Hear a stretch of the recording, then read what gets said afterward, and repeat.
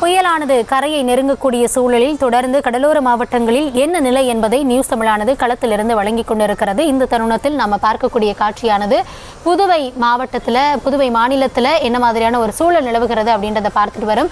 தொடர்ந்து அங்குமே வெள்ளக்காடாக சாலைகள் மாறி இருக்கிறது. இருசக்கர வாகனங்களை ஓட்ட முடியாமல் அங்கு இருக்கக்கூடிய வாகன ஓட்டிகள் அவதியடைந்திருக்கிறார்கள். இது குறித்த கள தகவல்களுக்காக இணைகிறார் எம்முடைய செய்தியாளர் கிருஷ்ணா. கிருஷ்ணா, தொடர்ந்து புதுவையில் என்ன மாதிரியான ஒரு சூழல் நிலவுகிறது? அங்கு அந்த மாநில அரசு என்னென்ன முன்னெச்சரிக்கை நடவடிக்கைகளை எடுத்திருக்காங்க? தற்பொழுது அங்கு காற்றின் வேகம் எந்த அளவிற்கு இருக்கிறது?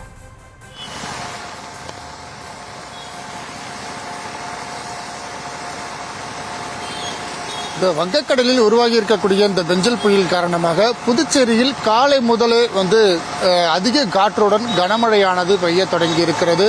இந்த கனமழையின் காரணமாக புதுச்சேரியின் பல்வேறு பகுதிகளில் சாலைகள் மற்றும் தாழ்வான பகுதிகளில் நீர் சூழ்ந்திருக்கிறது. தற்போது நாம் நின்று கொண்டிருக்கிற இடம் லாஸ்பேட்டை பகுதியில் இருக்கக்கூடிய இசிஆர் சாலை. இந்த இசிஆர் சாலையில் தற்போது நம்மளுடைய ஒதிப்பழிவார வேலன் காட்டிக் கொண்டிருக்கிறார். இந்த 2 முறை இசிஆர் சாலையாக இயக்கக்கூடிய இந்த சாலையானது தற்பொழுது ஒரு வழி சாலை மூடப்பட்டிருக்கிறது. ஏனென்றால் இந்த பகுதியில் அதிக கனமழை பெய்த காரணமாக லாஸ்பேட்டை பகுதியிலிருந்து இந்த இசிஆர் சாலை வழியாக தான் இந்த தண்ணீரானது வெளியேறக்கூடிய சூழ்நிலை ஏற்பட்டிருக்கிறது.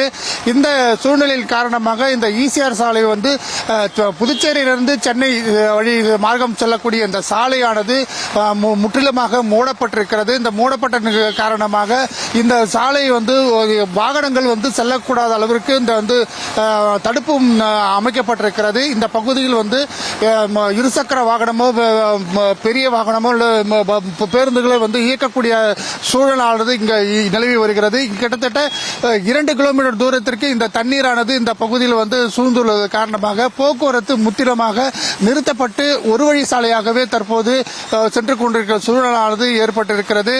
இங்கு பொதுப்பணித்துறை அதிகாரிகள் தற்பொழுது இந்த தண்ணீரை வெளியேற்றும் முயற்சியில் பொதுப்பணித்துறை அதிகாரிகளும் நகராட்சி ஊழியர்கள் தற்போது ராட்சத மோட்டார்களை இயக்க கொண்டு அந்த தண்ணீரை வெளியேற்றும் சூழலும் தற்போது இயக்கப்பட்டு வருகிறது.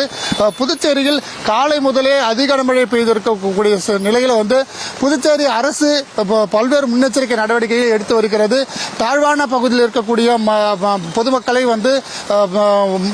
மையங்களில் தங்க வைக்கப்பட்டு அவர்களுக்கு உணவுகளும் வழங்கப்பட்டு வருகிறது. கிட்டத்தட்ட 45,000 உணவு பொட்டலங்கள் அவர்களுக்கு கொடுக்கப்பட்டு வருகிறது. புதுச்சேரியில் தற்போது அதிக கனமழை பெய்து வருவதன் காரணமாக தற்போது பல்வேறு பகுதிகளில் மழை நீரானது சூழ்ந்திருக்கிறது. இதனால் பொதுமக்களின் இயல்பு வாழ்க்கை முற்றிலுமாக பாதிக்கப்பட்டிருக்கிறது. இன்னும் அந்த கரை கடக்கக்கூடிய இந்த புயலானது இன்னும் நெருங்கக்கூடிய இந்த புதுச்சேரியை நெருங்கக்கூடிய நிலையில் இந்த மழையானது அதிகரித்து காணப்படுவதால் இன்னும் போக போக இந்த மழையின் அளவு எப்படி இருக்கும் என்பதுதான் கேள்விக்குறியாகவே இருக்கிறது.